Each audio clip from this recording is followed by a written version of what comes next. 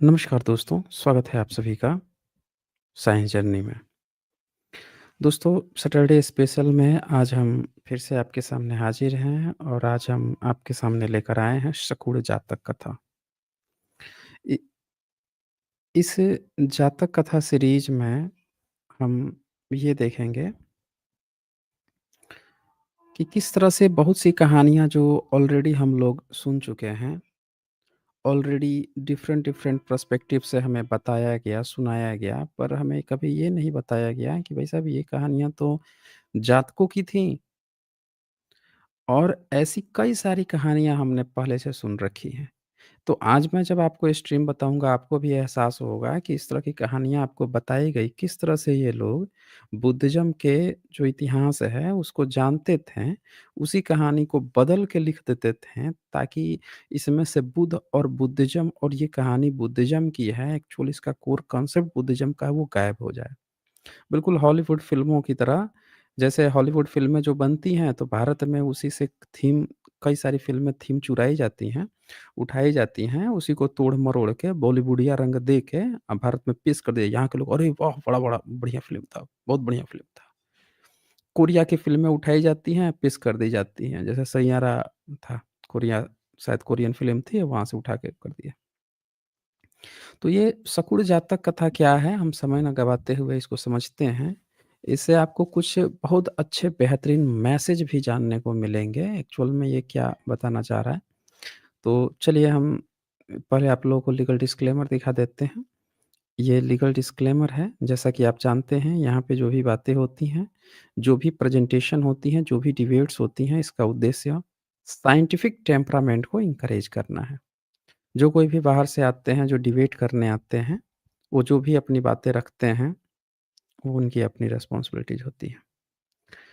तो क्या कहता है शकुड़ जातक कथा? शकुड़ जातक कथा बेसिकली अगर ध्यान से देखा जाए, तो ये भी श्रावस्ती यानी कि जो आज का श्रावस्ती है, अब वहाँ पे जो जेतवन जगह है, तो वहाँ पे आधारित है। वहाँ पे तथागत के माध्यम से ये कथा लिखी गई है।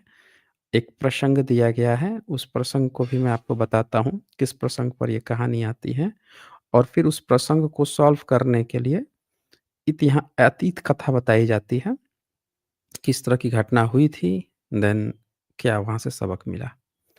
तो चलिए देखते हैं क्या बताता है शकुड़ जातक कथा।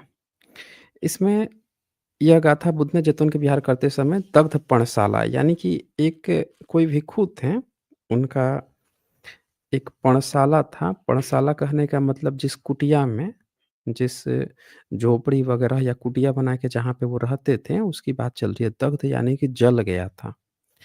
तो बहुत परेशान थे, उस पर उन्होंने ये बात कही। हुआ क्या था दरअसल, मामला क्या था कि एक भिक्षु थे, तो शास्ता के पास आए, शास्ता यानी कि तथागत बुद्ध के पास, और अपना कर्म स्थान ग्रहण किए। कर्म स्थान कहने का मतलब है वह स्थान जहाँ पे बैठ के वो अपना मेडिटेशन करेंगे, जहाँ पे बैठ के वो अपनी बाकी की जो बातें हैं वो सारी करेंगे, अपना जीवन गुज़ारेंगे, सीखेंगे जो भी करेंगे।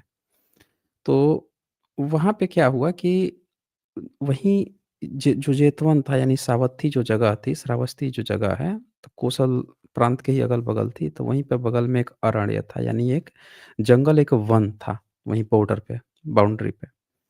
तो वर्षावास जो होता है ना, जो जिसमें भिक्षु लोग चले जाते हैं, जिसको कहा जाता है कि देवता चले गए, जिसको हिंदू समाज आज का जो अपने को तथाकथित हिंदू समाज है, वो सोचता है कि देवता चले गए। दरअसल भिक्षु लोग उस समय वर्षावास करते थे, तो वो देवता चले गए, खरवास मनाता है आज भी वो।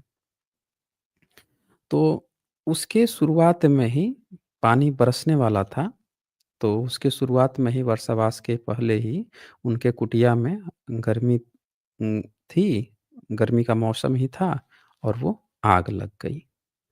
आग लग गई तो उनकी जो पर्णशाला थी यानी जो कुटिया थी वो जल गई।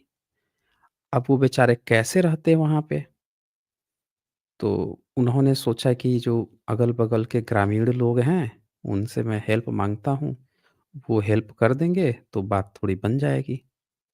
तो उन्होंने क्या किया कि जो अगल-बगल के ग्रामीण लोग थे, उनके पास गए, चूँकि भिक्षु थे, तो लोगों में ऑलरेडी रिस्पेक्ट था और प्राचीन काल में कुछ इस तरह की भी व्यवस्था थी कि राजा जो है वो क्या करता था, कई सारे गाँवों को अलॉट कर देता था कि इन-इन भिक्षु लोगों को आप लोग दान देंगे या इन जहाँ पे जो एजुकेशन सिस्टम वो लोग चला रहे हैं, उनको आप लोग अ, मतलब हेल्प करेंगे, खाने-पीने ये सारी चीज़ व्यवस्था आप लोग करेंगे, बदले में ये लोग पढ़ाते-लिखाते थे। तो यहाँ पे क्या होता है कि ये जाते हैं, अगल-बगल का जो भी गाँव था वहाँ पे जाते हैं, सोचते हैं कि गाँव वालों से हम कहते हैं कि हमारी कुटिया जल गई है, हमको उतना घर वगैरह तो बनाने आता नहीं है, तो आप लोग थोड़ी-सी हमें हेल्प कर दीजिए, ताकि मैं अपना ये घर-वर बना सकूँ। तो जाते हैं, कहते हैं। अब उस समय लोगों का जो मेन जो सोर्स होता था, वो होता था खेत। खेतों में कितना फसल आया, कितना फसल बुआई हुआ, रोपाई हुआ। तो जो किसान थे, उन्होंने क्या कहा कि भई देखिए हमारा जो ये खेत है ना, वो अभी सूखा हुआ है, तो उन्हें हम ना पहले पानी देंगे ताकि वो खेत जो है भीग जाए और मतलब क्योंकि बुआई-वुआई तो होनी है ना, तो पहले भीग जाए, उसके बाद से आपका पर्णशाला हम बना देंगे। अब वो भिक्खु इंतज़ार कर रहे हैं, वेट कर रहे हैं कि जो ग्रामीण लोग हैं, गाँव के लोग हैं, वो अपना खेत-वेत अच्छे से पानी से वो कर लेंगे और फिर जो है मेरा पर्णशाला बनवा देंगे। तो समय बीतते रहा, वेट करते रहें, जैसे-जैसे समय बीता देखे कोई नहीं आया। कोई नहीं आया तो वो गए उनके पास, बोले कि आप लोगों ने बताया था, अब तो आप लोगों ने खेत वगैरह भी ये सारी चीज़ें तो कर ही ली हैं, तो अब आप पर्णशाला मेरी बना दीजिए। क्योंकि बुद्धिज़्म में जो भिक्षु लोग थे ना, जो भी भिक्षु लोग थे, उनका एक समय भी होता है। वर्षावास गुज़रने के बाद से उनको उपाधियाँ मिलती हैं। उनका रैंक जो है वो इंक्रीज़ होता है या वहीं पे रह जाते हैं या डिक्रीज़ करना है, ये डिपेंड करता है। उनका उपलब्धि जो है वो डिपेंड करता है कि आप कितने वर्षावास गुज़ार चुके हैं, वही उनकी वरिष्ठता यानी अनुभव माना जाता है। तो वो बहुत ज़रूरी था। अब बहुत ज़रूरी था, वो पूरी तरह से डिपेंडेंट हैं ग्रामीण लोगों पे कि भई गाँव के लोग जो हैं वो कर दें, तो गए दोबारा। अब गाँव के लोग क्या कर रहे हैं कि देखिए ये जो अ, पानी जो दिया गया है ना, तो अब पानी हम दे लिए हैं, अगर हमने इसमें बीज-वीज नहीं डाला ना, बीज नहीं बोया, तो फिर पानी देने का तो कोई मतलब नहीं रह जाएगा। फिर तो कोई मतलब नहीं रह जाएगा, तो हम ऐसा करते हैं, आप बिल्कुल भी इत्मीनान से रहिए। हम बस ना अपने खेतों में बीज डाल लेते हैं और जब बीज डाल भी देंगे, फिर हम आपका पर्णशाला बना देंगे। फिर आराम से आप ज़िंदगी गुज़ारिएगा। तो भंते जी जो थे उन्होंने सोचा, भिक्षु जो भी थे उन्होंने क्या सोचा कि भई चलो गाँव के लोग बड़े अच्छे हैं, कह ही रहे हैं, तो हम थोड़ा-सा और वेट कर लेते हैं। तो उन्होंने और थोड़ा-सा वेट किया कि चलो इनका वो बीज बो दिया जाए, बीज बो जाए, फिर ये आके वो करेंगे ही, हेल्प करेंगे, पर्णशाला मेरी बना देंगे ताकि मैं अपना मेडिटेशन वगैरह वो सारा काम कर सकूँगा। अब यहाँ से जैसे-जैसे समय आगे बढ़ता है, तो देखते हैं क्या है कि तब वो नहीं आए तो फिर ये दोबारा पहुँच जाते हैं। जाते हैं तो देखते हैं कि बीज भी बो चुका है, अभी भी लोग नहीं आ रहे हैं। अब वो कहते हैं कि देखिए बीज बो दिया गया है, तो बीज के बाद से हम लोग आ जाते हैं, उसमें तो थोड़ा समय लगेगा ना। तो समय लगेगा तो हमने क्या सोचा कि बीज बो दिया है और अगर हमने मेढ़ नहीं बाँधा, तो मेढ़ नहीं बाँधा तो ये पानी वग़ैरह जो है वो सारे के सारे बीज के साथ ही बह जाएगा, कोई फ़ायदा होगा नहीं खेत में, फसल ही पूरी चौपट हो जानी है। उन्होंने कहा ठीक है, तो मेढ़ भी बाँधने का वेट कर लिए, मेढ़ बाँधने के बाद से वो बोले कि अब मेढ़ बँधा गया तब गुड़ाई होगा, तो गुड़ाई मतलब बुआई के लिए पानी में कुछ फसल होती है ना जिसको पहले बीज तैयार करते हैं, फिर थोड़ा बड़ा हो जाता है, फिर वहाँ से उखाड़ के फिर दूसरी जगह रोपते हैं। तो गुड़ाई भी कर लिए। गुड़ाई करके बड़ा भी हो गया, बड़ा होने के बाद से उसको काट-वाट भी लिए और ये इंतज़ार कर रहे हैं। भंते जी जो हैं वो इंतज़ार कर रहे हैं कि गाँव के लोग जो हैं जब इनका काम समाप्त होगा, कब क्या होगा, तब ये ऐसा हमारा हेल्प करेंगे, जो भी करेंगे। अब यहाँ पे क्या होता है कि ऐसे ही समय बीतते चला गया समय बीत गया फाइनली ये कुछ नहीं कर पाए। तो इनकी जो चीज़ें इनकी बातें जो हैं सब अधूरी रह गई। 3 महीना पूरा वर्षावास खत्म हो गया। वैसे ही पूरा कष्ट रहा, पानी बरसता था, गर्मी होती थी, इनके पास अपनी पर्णशाला नहीं थी, कुटिया नहीं थी और बॉर्डर इलाके में रहते थे, कौशल और जेतवन के। तो जब पूरे 3 महीना ऐसे ही गुज़र गया, वर्षावास ऐसे ही गुज़र गया, ना तो ये उसमें बैठ के अपना चिंतन-मनन कर सके, मेडिटेशन नहीं कर सके। तो अरहत्व जो विशेष रूप से इस वर्षावास में प्राप्त करना होता है, नहीं प्राप्त कर सके। तो अब पवारना आता है, जिस दिन कार्तिक जो पूर्णिमा होती है, उस दिन पवारना मनाते हैं या उसके अगले महीने में पूर्णिमा को मनाते हैं। वो चलते रहता है। तो यही पवारना आती है, कार्तिक अमावस्या को दिवाली मनाई जाती है, कार्तिक पूर्णिमा जो है वो पवारना है जिस दिन दीपक जलाया जाता है बुद्धिज़्म में। तो पवारना का दिन आता है, उसको आज का तथाकथित हिंदू जो है वो वो बोलता है, देव दीपावली बोलता है। अब ध्यान से देखिएगा पवरना को आज का जो हिंदू समाज है वो क्या कहता है ये देव दीपावली है और सिखिज़्म क्या करता है गुरु नानक जी का उस दिन जन्मदिन मनाता है। तो पवरना पे गुरु नानक जी का जो जन्मदिन मनाया जाता है, ऐसा नहीं है कि बहुत पहले से मनाया जा रहा है। ये पिछले 50, 60, 70 साल से ही शुरुआत किया गया है मनाने का और वो भी ये डेट डिसाइड नहीं था, बाद में खींच-ओच के डिसाइड किया गया। बहुत सारे लोग इसको गंगा स्नान भी समझते हैं। असल में ये बुद्धिज़्म का पवरना है। तो अब यहाँ पे जो पहुँचता है पवरना के दिन तथागत के पास पहुँचता है क्योंकि वर्षावास में कहीं जाना भी नहीं रहता है, जा भी नहीं सकता था, तो वहीं पे वेट करते रहा। जाता है, नमस्ते करता है, नमस्ते करके एक ओर बैठ जाता है शास्ता से उससे बातचीत होती है, तो शास्ता यानी तथागत बुद्ध पूछते हैं भिक्खु, "क्या वर्षावास सुखपूर्वक व्यतीत किया? क्या कर्म स्थान सफल हुआ?" कर्म स्थान मतलब जहाँ पे रह रहे थे वहाँ पे। उसने वह समाचार पूरा सुना दिया, बता दिया कि निवास स्थान के अनुकूल न होने से मेरा कर्म स्थल सफल नहीं हुआ। तब बुद्ध जो हैं कहते हैं भिक्षु से कि पहले समय में तिरश्चीन प्राणी कौन लोग हैं? मतलब यहाँ पे बात चल रही है कि ऐसे प्राणी जो मनुष्य भी नहीं हैं, जीव-जंतु, पंछियों की बात चल रही है। अनुकूलता और अनअनुकूलता पहचानते थे, तूने क्यों नहीं पहचानी? तो अब यहाँ पे क्या होता है कि वो उसको बताते हैं कि देखो मैं तुम्हें एक कहानी सुनाता हूँ, एक अतीत कथा सुनाता हूँ कि असल में इस तरह की घटना पहले भी घटी थी और देखो तब क्या हुआ था। तो इसमें क्या होता है कि बताते हैं कि बोधिसत्व जो वाराणसी में अब जैसा कि मैंने आप जानते हैं जातक कथा में हमेशा ही जब भी अतीत की कथा आती है तो इसमें ब्रह्मदत्त की बात आती है। और ब्रह्मदत्त राजा को बताया जाता है कि ब्रह्मदत्त के राजा के समय में उसी समय में पंछी में एक बहुत विद्वान पंछी थे। उनको बहुत ही अनुभव था। तो कहानी जब लिखी जाती है तो सीधे उनको बोधिसत्व बता दिया जाता है। तो बोलते हैं कि आप देखो कि एक बार वो बैठे हुए थे, देख रहे हैं सब चीज़ वैसे ही चल रहा था जंगल में, सारे पंछी बड़े आराम से सब चीज़ चल रहे थे, सब अपने जीवन व्यतीत कर रहे थे।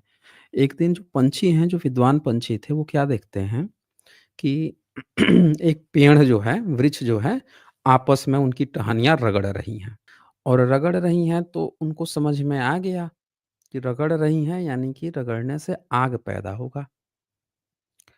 अगर 2 टहनियाँ आपस में रगड़ रही हैं देखो 2600 साल पुरानी कहानी है और उसमें क्या बताया जा रहा है कि 2 टहनियाँ जो हैं आपस में रगड़ रही हैं तो आग पैदा होगी ही होगी।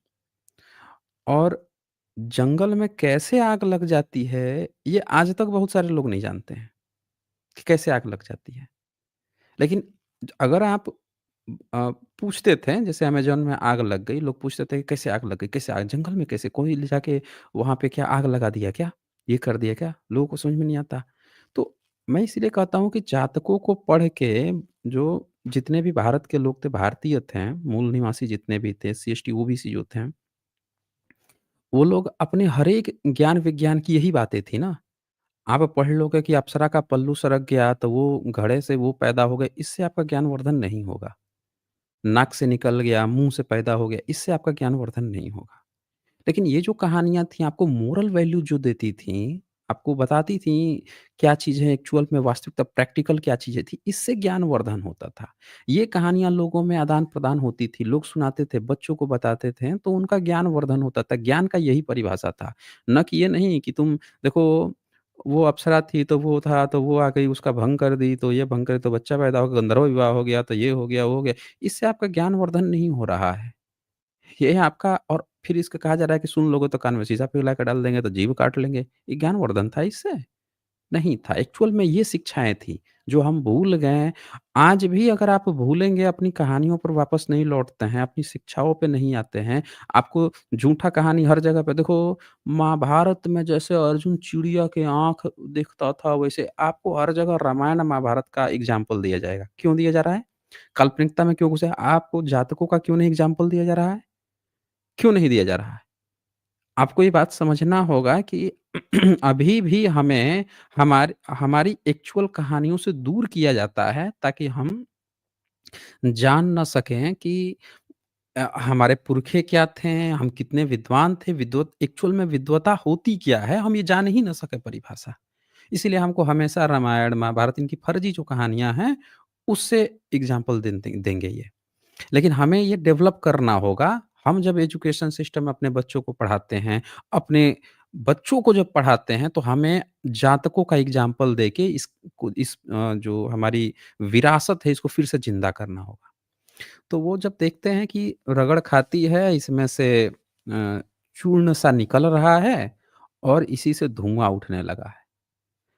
तो वो जान गए कि अब तो यहाँ पे आग पक्का लगनी-लगनी है। तो उन्होंने क्या किया कि अपने जितने भी वहाँ पे जो पंछी वगैरह थे, उन सब से ये गाथा कही पाली में। क्या कहते हैं? यम निशिता जगति रूह विहंगमा श्वाय अग्गी पमुच्यति दिशा भजय वक्कड़ा जात शरणरतो भयम। यानी वो ये कहते हैं कि जिन वृक्ष का पंछियों ने आश्रय लिया है, सो यह वृक्ष आग छोड़ता है। हे पंछियों! अन्य दिशाओं को जाओ, हमारे शरणगत स्थान से ही भय उत्पन्न हो गया। यानी हम जहाँ पे जिन पेड़-पौधों पर हम लोगों ने आश्रय ले रखा है, हम बड़े आराम से यहाँ पे हैं, तो वहाँ पे आग वहीं पे आग लग रही है, यहीं पे दिक्कत आ रही है, तो हमको जल्द से जल्द इस जगह को छोड़ देना चाहिए।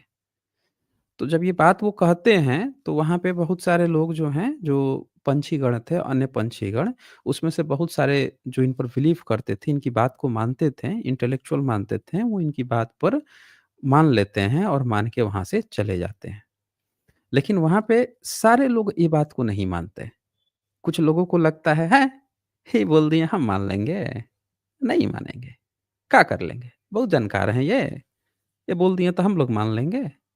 तो देखिए बोधिसत्व की बात मानने वाले बुद्धिमान पंछी उसके साथ एक ही उड़ान में उड़कर अन्यत्र चले गए। लेकिन जो मूर्ख थे वह ऐसे ही एक बूंद पानी में मगरमच्छ देखा करते हैं। उसकी बात न मान वहीं रहें।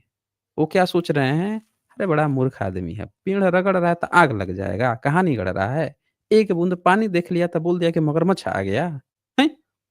बेवकूफ़ बना रहा है ये, कह के वहीं पे एकदम मज़े से टिके रहे। उसके थोड़े ही काल बाद जैसे बोधिसत्व ने सोचा था वैसे ही आग पैदा होकर उस वृक्ष में लग गई। धुएँ और ज्वालाओं के उठने पर धुएँ से अंधे पंछी अन्यत्र ना जैसे धुआँ लगा, बेहोश हो के सब गिरने लगे, कहीं नहीं जा पाए, दिखाई नहीं देने लगा, आँखें बंद हो जा रही थी, आग में गिरकर विनाश को प्राप्त हुए। तो बुद्ध ने भिक्षु पहले समय में तिरश्चिन योनि में पैदा हुए भी वृक्ष के ऊपर रहते हुए अपनी अनुकूलता, अनअनुकूलता को जानते थे, तूने क्यों ना पहचानी? बोले कि पंछी भी इस बात को जानते थे कि देखो अब यहाँ पे रहना ठीक नहीं है, तो जब तुम्हारा पर्णकुटी जल गया तो तुम भी डिसीजन ले सकते थे।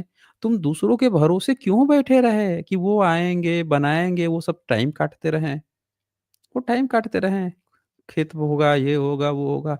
तुमको वहाँ से निकल जाना चाहिए था, निकल कर जैसे नियम है ना कि वर्षावास में कहीं नहीं जाना, ये नहीं जाना, वो नहीं जाना, एक जगह टिक के रहना है। लेकिन ये कहानी ये भी बताती है कि तथागत के माध्यम से ये शिक्षा देने का प्रयास कर रही है कि आप नियमों के कितने भी स्ट्रिक्ट क्यों ना हों, लेकिन विषम परिस्थितियों में आपको फ्लेक्सिबल होना पड़ेगा। That is the beauty of the Buddhism. समझ रहे हैं? यहाँ पे ये भी चीज़ कहीं पे भी आपको रिस्ट्रिक्ट नहीं किया गया है कि कोई ये नियम है पकड़ के लटक जाओ उसी को, भले आपकी जान चली जाए, भले सब चीज़ बर्बाद हो जाए, नहीं ये नियम है मानेंगे भाई, पुरखों का नियम है भाई, लटक के पकड़े रहेंगे, दिन दुनिया बर्बाद हो जाएँगे, पटक के लटके रहेंगे भाई साहब। नहीं, बुद्धिज़्म इस माध्यम से ये भी बता रहा है कि जो नियम थे आपके वर्षावास के कि एक जगह कर्म स्थान बैठ के वहाँ पे बैठे रहना है, उसकी बजाय आपको फ्लेक्सिबल होना है। जब पंछी भी इस बात को डिसीज़न ले सकते थे, कहानियाँ अतीत कहानियाँ में आप जानते हैं पशु-पंछी कुछ भी बोल सकता है, उसके माध्यम से शिक्षित किया जाता है बेसिकली। तो आपको भी सही समय पर डिसीज़न लेना चाहिए था। डिसीज़न की यहाँ पे बात आ रही है, वही बोल रहे हैं कि पंछी जो है तिरश्चिन अपनी अनुकूलता को जानते थे, तूने क्यों ना पहचानी? क्यों नहीं सुना? क्यों वेट करते रह गए? 3 महीना क्यों बर्बाद किया आपने? तो यह धर्म देश ना कह आर्य सत्यों को आर्य सत्य जो बुद्धिज़्म के 4 आर्य सत्य हैं, को प्रकाशित किया। सत्यों का प्रकाशन होने के बाद से वह भिक्षु श्रोतापति फल से प्रतिष्ठित हुआ। बुद्ध ने भी मेल मिलाकर जातक का सारांश निकाल और ये कन्क्लूज़न निकाला गया कि भई जो उस समय बोधिसत्व की बात मानकर जो लोग भी जो पंछी उड़ गए थे, वो सब बुद्ध परिषद हुए। बुद्ध परिषद में जो भी भिक्षु लोग हैं वो हुए और जो बुद्धिमान पंछी तो स्वयं तथागत थे। तो ये शकुन जातक कथा थी और इस जातक कथा में आपने 2 चीज़ एकदम क्लियर यहाँ पे देखा। पहली चीज़ आपने क्या देखी कि जो आपका जो सलाह मानता है, अनुभवी लोगों की सलाह मानता है और अपने अनुभव को भी देखता है, सारा चीज़ ओवरऑल मिला के, तो उस वो जल्दी नहीं पछताता है। और जो लोग भी आलस्य में हैं, मूर्खता में हैं, अपने इंटेलेक्चुअल्स दूरदर्शिता नहीं रखते हैं, इंटेलेक्चुअल्स की बात मानने से इनकार करते हैं, टेम्पररी जो फ़ायदा है, बैठे हुए हैं, बैठे रहे हैं, कुछ नहीं होना है, नहीं होना, तो वो बर्बाद हो जाते हैं, फँस जाते हैं। ये यहाँ पे मिला। मैं आप सबसे ये कहूँगा कि कमेंट में जैसे ही स्ट्रीम खत्म होती है, आप स्ट्रीम में बताइएगा, कन्क्लूज़न इसका बताइएगा, ये कहानी आपको क्या मोरल वैल्यूज़ बताने का प्रयास कर रही है। क्योंकि बहुजनों को मोरल वैल्यूज़ जाननी बहुत ज़रूरी है। शिक्षाएँ वो जाननी ज़रूरी है जो हमारे पुरखों ने छब्बीसों साल पहले बता के गए हैं। यही शिक्षा हम लोग नहीं फ़ॉलो किए, नहीं जाने तो हमारे बच्चे चतुर चालाक नहीं हो पाए। कोई भी व्यक्ति ऐरा-गैरा आके और ज़मीन छीन ले गया, आपको धर्म पकड़ा दिया, आपको मूर्ति पूजा करवाने लग गया, आपको जो है ग्रह नक्षत्र उतारने के भूत-प्रेत पकड़ा दिया, आपको तरह-तरह की चीज़ें पकड़ा दिया, आप बेवकूफ़ बने रहे, आप सब चीज़ें लुटाते रह गए। तो चलें अब मैं यहाँ पे लिंक प्रोवाइड कर देता हूँ, थोड़ी देर के लिए चूँकि आज छोटा स्ट्रीम होता है, तो जिनको भी अपनी बातें रखनी हैं, वो भी अपनी बातें रख सकते हैं। ये लिंक मैंने प्रोवाइड कर दिया है और इसको मैं पिन भी कर देता हूँ।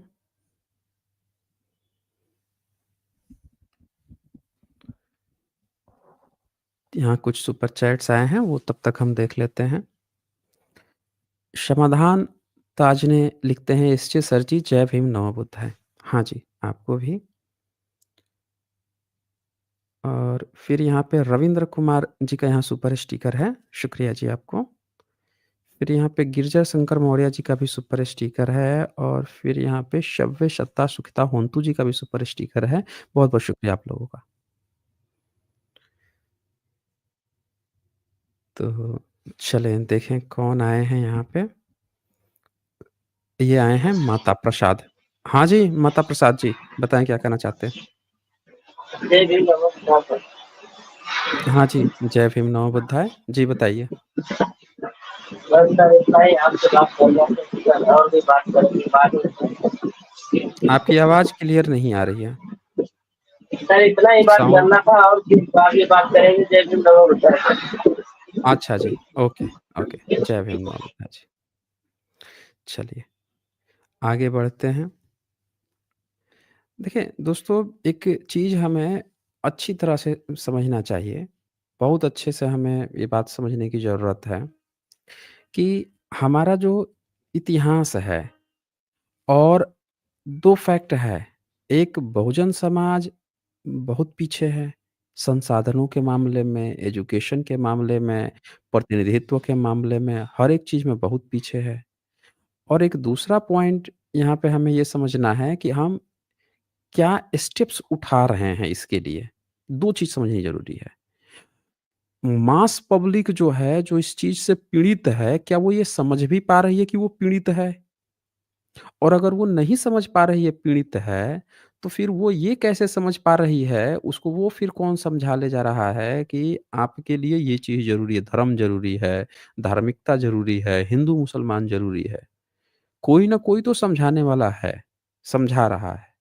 यानी कहने का मतलब ये है कि अगर आप काम नहीं कर रहे हैं, तो कोई न कोई तो काम कर रहा है, किसी न किसी फ़ील्ड में। चलिए अब देखें यहाँ पे कौन आए हैं, कोई सत्या बरुआ आए हैं। हाँ जी, सत्य बरुआ, हाँ, बताएँ क्या करना चाहते हैं? सर। हाँ, सर, नमो बुद्धाय सर। हाँ जी, नमो बुद्धाय। जी, बोलिए। हाँ, सर। हाँ, सर, वो मेरे को डिबेट नहीं करना है सर। मेरा जो वो है, हम लोग की जो कम्युनिटी है सर, हम लोग बरुआ कम्युनिटी से आते हैं, बुद्धिस्ट पर्सन है, परंपरागत, हाँ, ऐसा हाँ। हम लोग बोलते हैं। हाँ, तो सर, बरुआ लोग ऐसा पारंपरिक बुद्धिस्ट है। हाँ। हाँ सर, ये हम लोग का सर इंडिया में या बांग्लादेश में हम लोग के कुछ लोग ट्राइब लोग हैं हम लोग के फोरफादर लोग ऐसा बोलते थे कि हम लोग ट्राइबल से बिलोंग करते हैं। तो सर इसमें कुछ हुँ। हिस्ट्री का कुछ अगर उल्लेख है तो सर थोड़ा डिस्क्राइब कीजिए, हमारी कम्युनिटी के बहुत से लोग आपको सुन रहा होगा अभी। नहीं, बरुआ में कई सारे इतिहासकार भी हुए हैं। बुद्धिस्ट उन्होंने बुद्धिज़्म की बहुत अच्छे से बहुत डिफ़ाइन करके बहुत लिखा हुआ है। लेकिन अगर आप जो चाहते हैं कास्ट पे बरुआ जो जनजाति है उस पर बताया जाए स्पेशल तो उसके लिए तो पूरा रिसर्च निकालनी पड़ेगी। सारे वो सर तथ्य और फैक्ट्स थोड़ा सा निकालने पड़ेंगे तब जाके बताया जा सकता है। थोड़ा-सा भी सर अगर ब्रीफिंग कर पाएँ कुछ 2, 4, 5 मिनट के लिए। क्योंकि सर आसाम में भी हिंदूस बरुआ लोग हैं जो सरनेम बरुआ लिखते हैं एट प्रेज़ेंट टाइम में। और हम लोग तो सर खुद को तो हम लोग ये बिलीव करते हैं कि हम लोग बांग्लादेश से आए हुए हैं या हमारे फ़ोरफ़ादर बांग्लादेश से बिलॉन्ग करते हैं। तो सर थोड़ा ज्योग्राफिकली और हिस्ट्री बैकग्राउंड में कुछ अगर सर बता पाएँ तो बहुत अच्छा होएगा हमारी कम्युनिटी के लिए। देखिए, बाबा साहब अम्बेडकर ने अपनी किताब में लिखा है, बताया है और भी कई सारे विद्वानों ने बताया है कि पूरे भारत में बांग्लादेश क्या है ये तो 1947 में ये जी। पूर्वी पाकिस्तान बना और फिर 1971 में वो अ, बांग्लादेश बन गया। वो तो था भारत का ही हिस्सा ना, भारत का हिस्सा था 1947 से पहले। तो वहाँ पे लिखा गया ये इतिहासकारों ने सबने बताया है कि बुद्धिज़्म के कई सारे परिवार थे, जहाँ पे त्रिपिटक का वो लोग अध्ययन करते थे और बुद्धिस्ट की कई सारी किताबें उन लोगों के पास से मिली हैं। उन्होंने बुद्धिज़्म की परंपराओं को ज़िंदा कर रखा था। तो जहाँ पे बुद्धिज़्म की परंपरा थी, जहाँ पे सिंधु घाटी सभ्यता और तमाम प्रथाएँ थीं, उसको बड़ी चतुराई से बाँट के और वो कर दिया गया, दे दिया गया मुस्लिमों को, ले जाओ भाई तुम लोग इस पर। और वो फिर इसीलिए वहाँ से लोगों को माइग्रेट होके भारत में आना पड़ गया। हुँ। मेरी बात समझ रहे हैं? तो जी, जी। ये चीज़ का ज़िक्र मिलता है कि जहाँ पे बुद्धिज़्म पूरी तरह से खत्म हो गया था, वहाँ पे जो आज का बांग्लादेश है, वहाँ पे जब भारत में था, तो वहाँ पे बुद्धिज़्म की परंपराएँ कई हिस्सों में ज़िंदा थी। त्रिपिटक और कई सारी बुद्धिस्ट की रेयर बुक्स जो हैं, वो लोग पीढ़ी दर पीढ़ी ला रहे थे। वेनसोंग के जब आप नोट्स पढ़ेंगे, तो वो भी इस बात का ज़िक्र करते हैं कि जो आज का जो बांग्लादेश है, व वहाँ को नालंदा विश्वविद्यालय जैसी यूनिवर्सिटीज़ हुआ करती थी और वहाँ पे जो सुबह, शाम, दोपहर संध्या वंदन या दोपहर का या सुबह में तथागत के त्रिपिटक को गाया जाता था। सब लड़के जो हैं, जो पढ़ाई करते थे, वो अपने-अपने रूम से बाहर निकल आते थे और जो भिक्षुगण हैं, जो त्रिपिटक पूरे जिनको याद हो जाता था, वो क्या करते थे कि आगे आप देखे होंगे एक धूप सा निकलता हुआ एक लोटे टाइप का रहता है उसमें से। तो वो लेके चलते थे और त्रिपिटक का गान करते हुए चलते थे और सारे बच्चे जो है अपने-अपने बरामदे में खड़े हुए और पूरे बरामदे से होकर वो गुज़रते थे। तो उसका उन्होंने पूरा ज़िक्र किया है, कैसे वहाँ पे त्रिपिटक पे डिबेट्स होते थे किस तरह से मतलब पूरी नालंदा विश्वविद्यालय की तरह उसको बताया है कि ये इस तरह की चीज़ें चलती थी। तो ये तो पूरा प्रमाण है कि एक समय अच्छा 17वीं सदी तक भी इतिहासकारों ने कहा कि जो आज का बंगाल है या आज का जो बांग्लादेश है, यहाँ पे बुद्धिज़्म था 17वीं सदी तक चल रहा था। अच्छा। तो हाँ, तो वे ये कौन लोग चल रहे थे? ये हिंदू तो इनको बनाया गया, पहले बाँट के ख़त्म कर दिया गया। जो लोग इधर आ गए, शिफ्ट होके चले आए, तो अब इनको हिंदू-हिंदू कहा जाने लगा। तो इस चक्कर में लोग जो हैं, विरासतें ख़त्म हो रही हैं। थोड़ी बहुत जहाँ बची थी, उसको भी बाँटने का। नॉर्थ ईस्ट में थोड़ी बहुत बुद्धिज़्म बचा था, तो उसको ये इतना वो कर दिए, बाहर कर दिए कि पता ही नहीं चला कि वहाँ पे क्या बचा है, क्या नहीं बचा है। सर उस साइड में तो लेकिन मॉग लोग हैं और सर क्या ना चकमा लोग हैं और बरुआ लोग भी कुछ कम्युनिटीज़ हैं, जो इंडिया के नॉर्थ ईस्ट से बांग्लादेश तक फैले हुए हैं। सर ये हम लोग का हुँ, हुँ, टेरिटोरियल बताया जाता है। हुँ, हुँ। और इस सर ये पे क्या हम ख़ैर लोग ज नागवंशी हाँ, लोग के बोलिए। इतने पुराने हैं क्या? हाँ, भारत में देखिए भारत में 2-3 वंश ही सबसे पुराने माने जाते हैं। एक नागवंश माना जाता है और दूसरा जो है नागवंश शाक वंश माना जाता है। हुँ, मौर्यंस भी माने जाते हैं। तो अ, जो तथागत बुद्ध के पैरेलल में कई सारे वंश चलते थे। मौर्यंस जी, भी थे उस समय मल्ल लोग भी थे, उस समय नागवंशी लोग भी थे। गरुड़ वाले भी उनकी पश्चिम भारत में गरुड़ वाले भी थे। उन्हीं के नाम पे जो हेलोडोरस आया था, वो गरुड़ा पिलर भी बनाया। तो बहुत तरह की वो लोग थे, वंश के लोग थे अलग-अलग, लेकिन जो जनसंख्या थी, डेंसिटी थी, वो नागवंशियों की सबसे ज़्यादा थी। ज़्यादा थी। हाँ, तो सबसे हम लोग ज़्यादा जो उस है टाइम भी सर नागवंशी लोग थे। माइनॉरिटी में थे। हुँ, उस हुँ। टाइम पे हम लोग क्या ठीक माइनॉरिटी है। में थे, हमारी कम्युनिटी। हाँ, ओके सर ठीक आप है, दूसरे उत्तरा जी उसको हाँ, इसको मैं एक्चुअल है कि खुद से ऐसे बताने से बेहतर है कि पूरे रिसर्च के साथ बताया जाएगा, वो ज़्यादा ऑफ कोर्स। ऑथेंटिक हो जाएगा। ओके, हाँ, ठीक है सर, धन्यवाद सर। नमस्कार सर। हाँ, धन्यवाद। चलें, अब देखें कौन आए हैं यहाँ पे। जेपी सिंह बौद्ध जी का यहाँ सुपर स्टिकर है। ये किशोर नागरधने आए हैं। हाँ जी, किशोर जी, बताएँ क्या कहना चाहते हैं? हेलो। हाँ, बोलिए।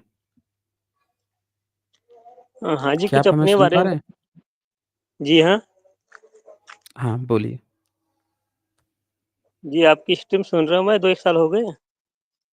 अच्छा 2-1 साल हो गए। अच्छा जी। जी हाँ। वाह! तो तो आप मैं तो क्या काफ़ी हैं, बहुजन समाज से सुना हैं?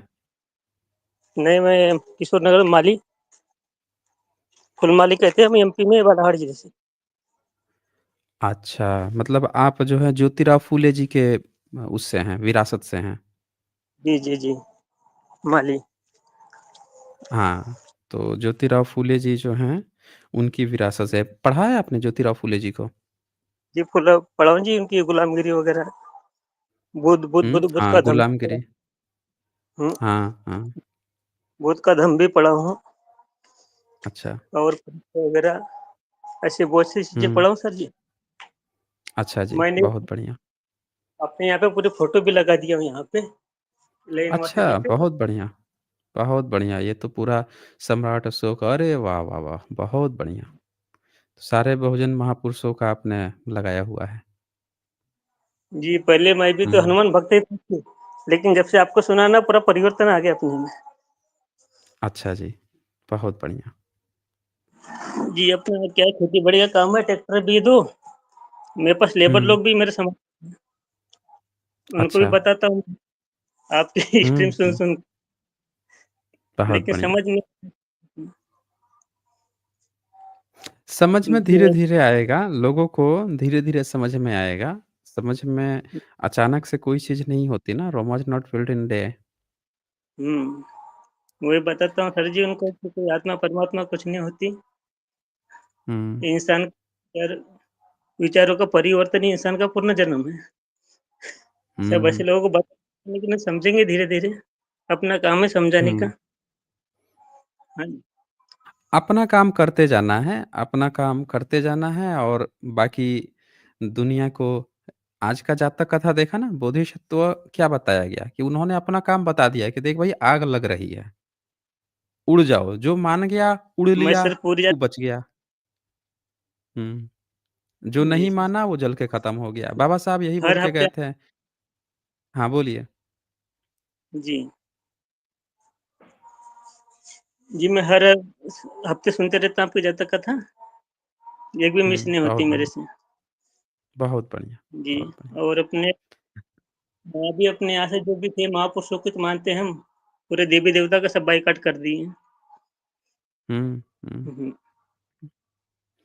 देवी-देवता जी का और बाइकआउट क्या अपने करना है? जो चीज़ है ही नहीं, जो चीज़ है ही पहले नहीं, से उसको क्या बाइकआउट करना, क्या अपनाना? वो है ही नहीं।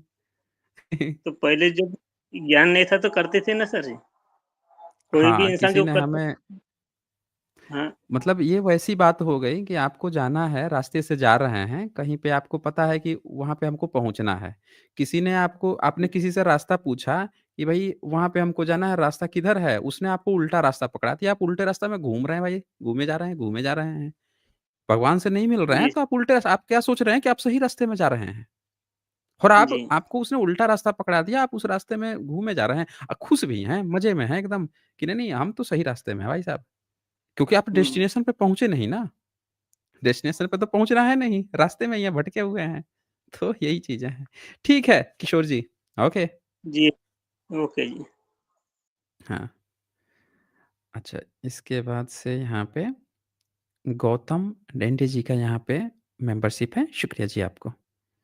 अच्छा, इसके बाद से अब कौन आए हैं? संतोष निषाद जी आए हैं। हाँ जी, संतोष जी, बताएँ क्या कहना चाहते हैं? सर भीम बाबा की जय हो। हाँ जी, जय भीम। जी, सर बताइए। भीम बाबा की जय हो। हाँ, बोलिए। सर निषाद जातक कथा सुननी है बस आपसे। निषाद जातक कथा आप शाम जातक कथा में आ जाएगा। शाम जातक कथा जब मैं कहूँगा, वहाँ पे आपको मिल जाएगा। वो शाम जो बोधिसत्व थे ना, जिनको आज श्रवण कहा जाता है, श्रवण कुमार हाँ सर रामायण में बना वो दिया तो है हमें सो। पता है। गंधार हाँ। राज में थे वो तो डॉक्टर प्रोफेसर राजेंद्र कुमार साहब का सुना है। हाँ, हाँ। तो वो निषाद से थे, निषाद कुल से। इसीलिए इन्होंने रामायण में भी जब उस लिखा ना, तो उसको हाँ इन्होंने सर। क्या लिखा कि वो शूद्र और वैश्य से उत्पन्न बच्चे थे। उन्होंने ये लिखा, रामायण वालों ने। आप देखिए कि वो सर जाति बताना नहीं भूले वो। सर हम आपका बिल्कुल मूल श्रोता है। मतलब हुँ, जब हुँ। आपका रेसलर वर्ड भी नहीं चालू हुआ था तब से है। मतलब अच्छा, तो बहुत बढ़िया। म- मुझे निषाद की उत्पत्ति कहाँ से हुई, मतलब ये क्लियर कट जानना है। मतलब बाकी हम लोग तो भील लोग हैं, निषाद तो हाईलाइट अभी कर दिया। हिंदी संस्कृत हुँ, साहित्य हुँ, में और अंग्रेजी हुँ, साहित्य में इसको हाईलाइट कर दिया। बाकी हम तो भील लोग हैं और हम ही लोग ही लड़े हैं। मतलब कहीं भी हुँ, तिलका मांझी, बिरसा मुंडा, ये रानी दुर्गावती गोंड या पूजा भील, ये सब लड़ने वाले, मतलब खून तो हमारा गिरा, लेकिन सबसे हुँ, गरीब हम हैं और बटे हम हैं।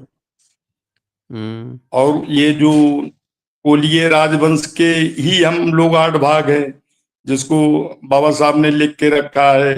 धोबी मोची नाबिक मछुआ कुल्हा जुलाहा और क्या बोलते चिड़ीमार शिकारी डलिया बीनने वाला, वही हम लोग इधर हुँ, उधर भटक रहे हैं। और ये समझ में नहीं आ रहा है कि ये निषाद शब्द की उत्पत्ति कहाँ से हुई।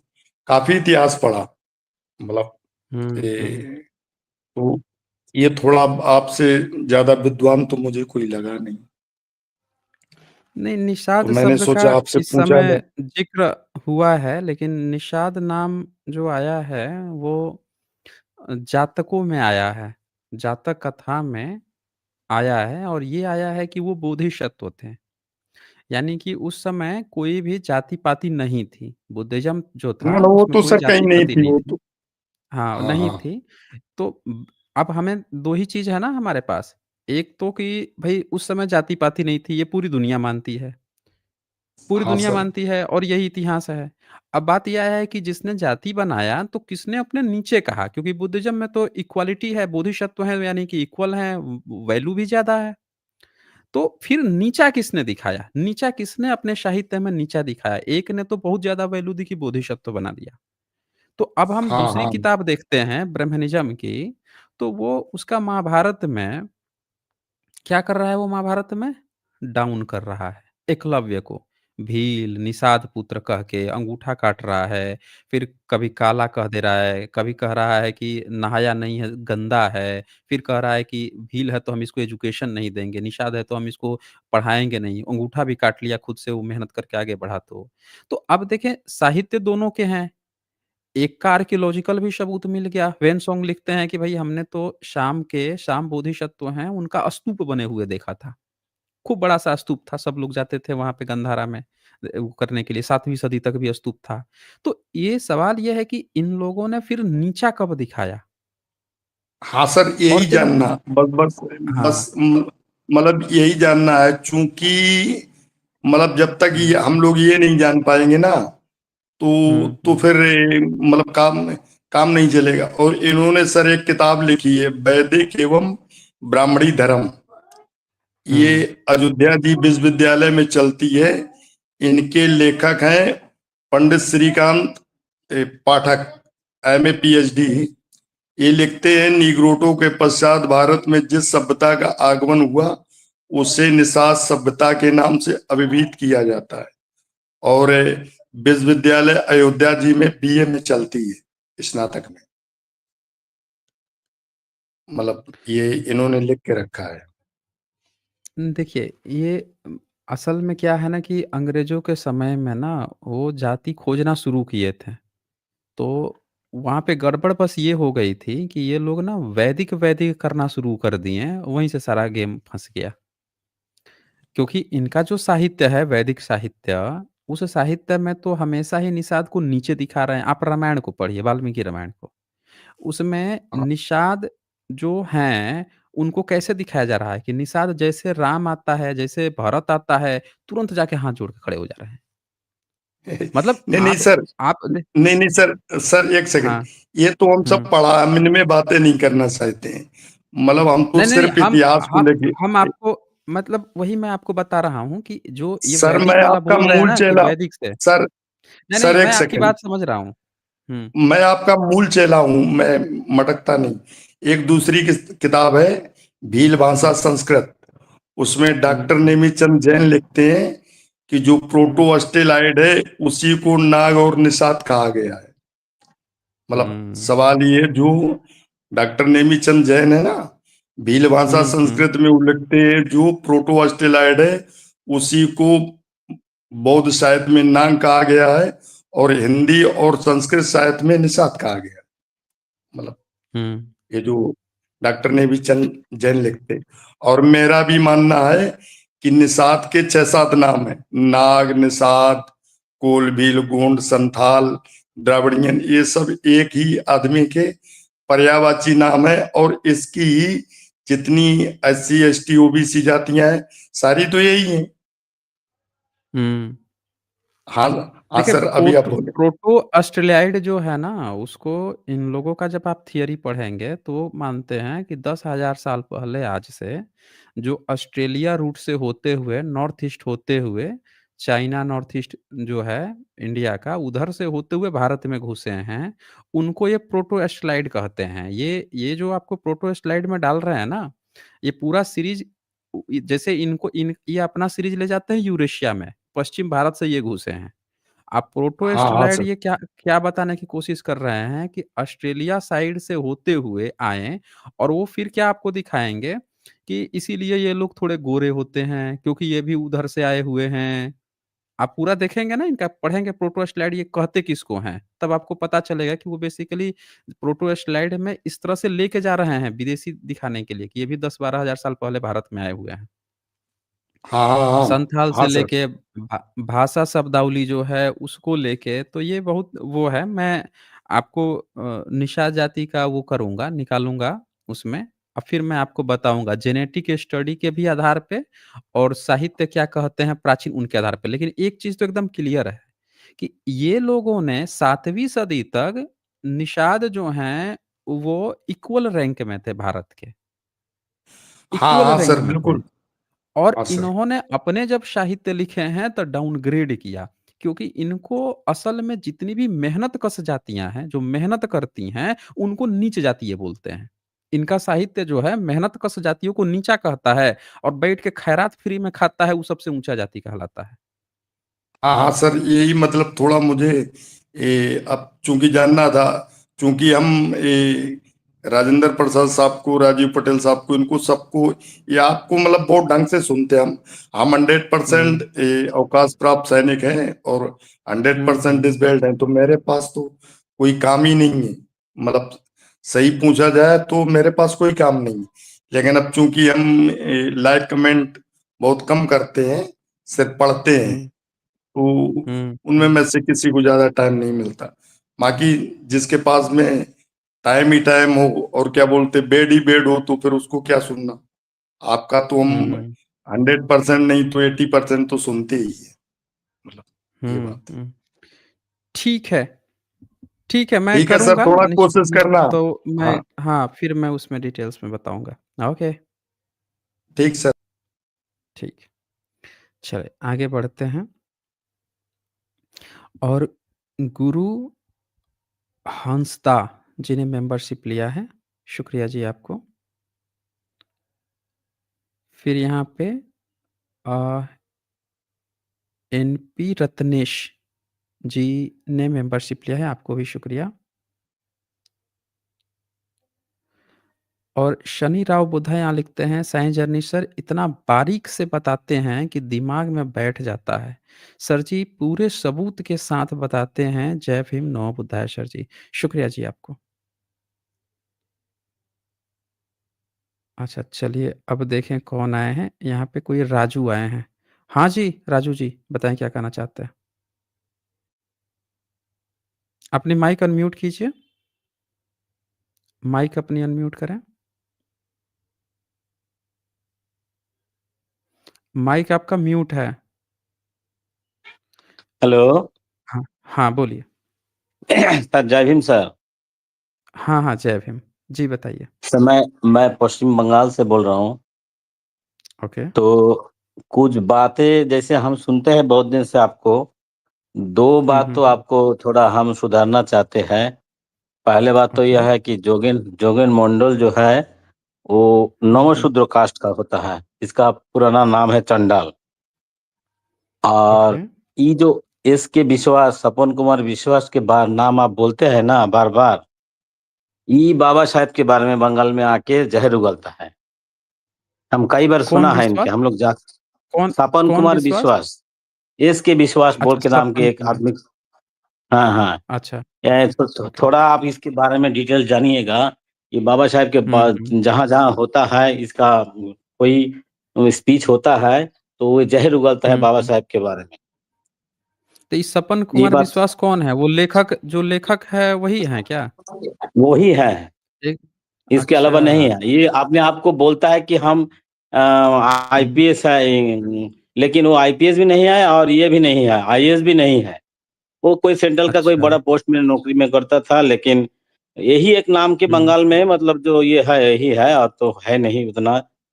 ये थोड़ा हम आपको जानकारी देते हैं, थोड़ा इसके हुँ, बारे में थोड़ा जानकारी लीजिएगा। एक बात हम हुँ, आपसे रिक्वेस्ट कर रहे हैं कि जैसे आज का जो बंगाल या पूरा देश में जो नौमो शूद्रो कास्ट का है इंसान मतलब हुँ। लोग है जो वो शेड्यूल कास्ट में आता है, इसका नाम जो है पहले चंडाल था। ये हाँ।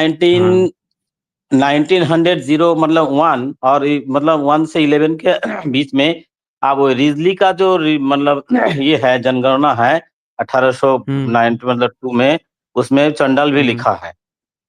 तो हम हुँ, जानना चाहते हैं कि सर ये जो चंडाल है, इसका हुँ, मतलब कैसे कहाँ से आया और आजकल ये चंडाल गया कहाँ?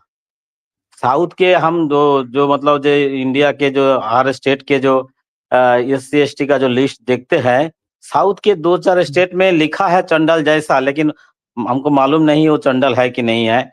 तो ये लोग आए कहाँ से और आज का लोग गए कहाँ? इसके साथ-साथ जैसे हम लोग तो चंडाल है मानते हैं, हम स्वीकारते हैं कि हम लोग चंडाल है।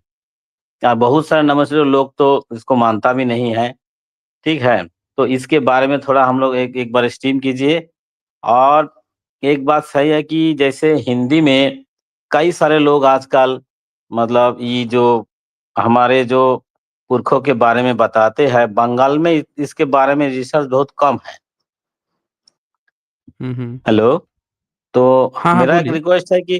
मेरा एक रिक्वेस्ट है कि कुछ किताब भी आप लिखिए और जैसे जैसे हम सुनते हैं लेकिन जो सुनते हैं वो तो रिकॉर्ड है लेकिन किताब का अलग ये होता है, हम लोग पढ़ने में ज़्यादा ये करते हैं। और बांग्ला में आपका जो स्पीच मतलब जो किताब अगर आएगा, थोड़ा बांग्ला में भी कैसे जैसे हम राजेंद्र प्रसाद सिंह जी का एक किताब बंगाल के एक आदमी जो है मुंबई में रेलवे में नौकरी करता है, बांग्ला में लिखा है, हालाँकि उतना अच्छा बांग्ला नहीं हुआ। तो किताब भी लिखिए और बंगाल के बारे में थोड़ा ध्यान दीजिए, बंगाल में इसका जो है बहुत कम है। और ख़ास करके आपके ये सब बताते हैं तो सर क्या होता है आप तो दूर से बोलते हैं फिर भी आपको गाली देता है, हम लोग जब सामने से बोलते हैं, तो लगता है कि हम लोगों को मारेगा ऐसा बात बोलने से, ऐसा होता है। तो थोड़ा ऐसे होता है तो बस हमको ये है कि चंडाल के बारे में थोड़ा बताइए कि क्या है चंडाल? मतलब वो कहाँ से आया? कैसे आया? चंडाल नाम तो मतलब भारत के इतिहास में ब्राह्मणवादी जो इतिहास है, उसमें जितना सबसे ज़्यादा घृणित जाति है तो चंडाले है। तो इसके ऊपर इतना घृणा क्यों दिया है ये लोग? इसका कोई कारण तो होगा, रीज़न तो होगा। कोई अब आपके पास अगर स्टडी कोई ये है, तो हम लोगों को एक दिन बताइए एक दिन स्ट्रीम करके कि ये लोग और अभी वो लोग गए कहाँ? कि चंडाल खाली नमःशूद्र है कि और कास्ट भी था कि कोई विभाजन हो गया कि इधर-उधर हो गया? बांग्लादेश में भी है चंडाल, नमःशूद्र। आजकल तो बहुत इंडिया के हर जगह जैसे 47 में जब ये हुआ, तब कुछ लोग को अंडमान में भेज दिया गया। कुछ लोगों को जो ये दंड कारण जो बोला जाता है, आंध्रा, तेलंगाना और इसमें क्या बोलते हैं छत्तीसगढ़ एरिया में, उधर भी बहुत सारे लोग चल गया उधर। तो मेरा बस अब हम पहली बार आपसे बात कर रहे हैं तो थोड़ा इसके बारे में ध्यान दीजिएगा कि नहीं तो आदमी विश्वास नहीं करता कि चंडाल क्या चीज़ है। हम लोगों का पुरखा जो चंडाल था, ये भी मानता भी नहीं है बहुत सारे लोग। बस इतना ही कहना देख है और आपका देखिए, काम तो बहुत अच्छा है। चंडाल जो शब्दावली है ना, पहले तो मंडल वाला जो आपने कहा, हाँ, मंडल सरनेम बहुत सारे लोग रखते हैं। बहुत सारे हाँ, हाँ। एससी लोग भी रखते हैं, एसटी लोग बंगाल भी में भी रखते है, हैं, ओबीसी भी बंगाल में भी रखते है, हैं। ओबीसी में है। हाँ, ओबीसी भी रखते हैं। और दूसरी बात जो आप चंडाल की पूछ रहे हैं, तो चंडाल कहते थे बेसिकली इसका ज़िक्र फाहियान ने किया है और अच्छा, ह्वेन-सॉन्ग ने भी किया है।